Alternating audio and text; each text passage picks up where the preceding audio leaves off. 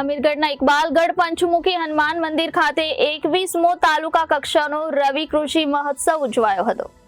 અમીરગઢ તાલુકાના ઇકબાલગઢ પંચમુખી હનુમાન મંદિર ખાતે 2 દિવસીય તાલુકા કક્ષાનો રવિ કૃષિ મહોત્સવ કાર્યક્રમ અંતર્ગત તાલુકા એપીએમસીના ચેરમેન મોતીભાઈ દેસાઈ, તાલુકા ભાજપ પ્રમુખ પ્રવીણભાઈ પ્રજાપતિ, બનાસકાંઠા જિલ્લા ભાજપ કિસાન મોરચાના ઉપપ્રમુખ લલિતભાઈ મોદી, તાલુકા ભાજપ યુવા પ્રમુખ મુકેશભાઈ પટેલ, મદદનીશ ખેતી નિયામક CS પટેલ, બાગાયત અધિકારી હાર્દિકભાઈ પટેલ, વિસ્તરણ અધિકારી AR પટેલ તથા ગ્રામ સેવકો તેમજ મોટી સંખ્યામાં ખેડૂત ભાઈઓ અને બહેનો ઉપસ્થિત રહ્યા હતા।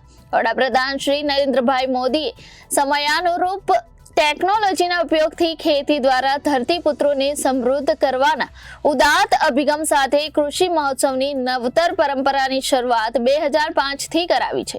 મુખ્યમંત્રી શ્રી ભૂપેન્દ્રભાઈ પટેલના દિશા દર્શનમાં એ પરંપરાને આગળ ધપાવવા રાજ્ય સરકારના કૃષિ, ખેડૂત કલ્યાણ અને સહકાર વિભાગ દ્વારા આ વર્ષે રવિ કૃષિ મહોત્સવનું બહુઆયામી આયોજન કરવામાં આવ્યું હતું।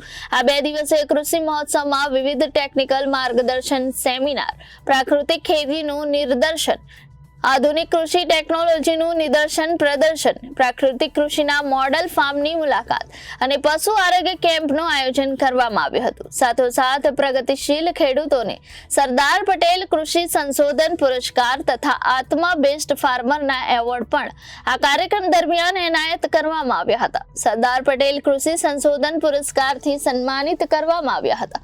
ઉપરાંત શ્રેષ્ઠ પશુપાલક એવોર્ડ અને વિવિધ લાભ સહાયનું વિતરણ પણ કરવામાં આવ્યું હતું।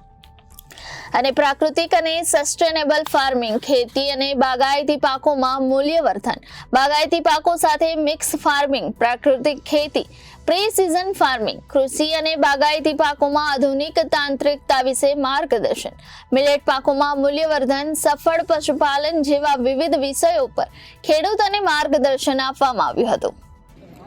અમીરગઢ તાલુકાનો પંચમુખી હનુમાન મંદિર ઇકબાલગઢ ખાતે યોજવામાં આવ્યો છે, જેમાં પદાધિકારી, અધિકારી છે, કૃષિ ખાતાના અધિકારીઓ છે, ખેડૂતો ભાઈઓ બહેનો હાજર રહેલા છે।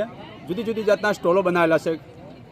રવિ કૃષિ મહોત્સવ ખેતી કઈ રીતે કરવી તેના જુદા જુદા સ્ટોલો છે। કેવી રીતે દરેક વસ્તુનું આયોજન કરવું, ખેડૂતે કઈ રીતે વાવણી કરવી, લણવી, ખેડૂતના ઓજારો, એનો ખાતર, બિયારણ વગેરે જુદા જુદા સ્ટોલ પરથી અમીરગઢ તાલુકાના જે ખેડૂતો છે એમને બહોળો લાભ મળે તે માટે રાજ્ય સરકારશ્રીએ કૃષિ મેળાનું આયોજન કરેલું છે, જે ખૂબ સુંદર છે અને અમીરગઢ તાલુકાના તમામ ખેડૂતો આનો બહોળો લાભ લે એવી મારી દરેક ખેડૂતને વિનંતી છે।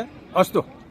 રવિ કૃષિ મહોત્સવ 2024 અંતર્ગત આજે ઇકબાલગઢ ખાતે પંચમુખી હનુમાનજીની જગ્યામાં જે કૃષિ મહોત્સવ યોજાયો, આમાં બહોળી સંખ્યામાં ખેડૂતો હાજર રહ્યા અને ખેડૂતોને ખાસ કરીને સજીવ ખેતી તરફ વળે એ બાબતની આપણા કૃષિના વૈજ્ઞાનિકોએ માહિતી આપી અને અમીરગઢ તાલુકાના પ્રગતિશીલ ખેડૂતોએ કૃષિ ઉપર ખાસ ભાર મૂકીને દેશી ભાષામાં જેને કહેવાય એ રીતે જીવામૃત કઈ રીતે બનાવવું અને પ્રાકૃતિક ખેતી કઈ રીતે કરવી એવી લલિતભાઈ મોદી અને દલાભાઈએ ખૂબ ઝીણવટભરી સરસ મજાની ખેડૂતોને સમજાય એવી દેશી ભાષામાં સમજણ આપી અને ખેડૂતોની આવક બમણી થાય એ બાબતે આપણી સરકાર જે મથામણ કરી રહી છે એને આપણા કૃષિના ટોટલી વૈજ્ઞાનિકો અને સ્ટાફગણ બધો હાજર રહી અને ખેડૂતોને બહોળી સંખ્યામાં ખેડૂત હાજર રહ્યા એમણે માહિતી આપી।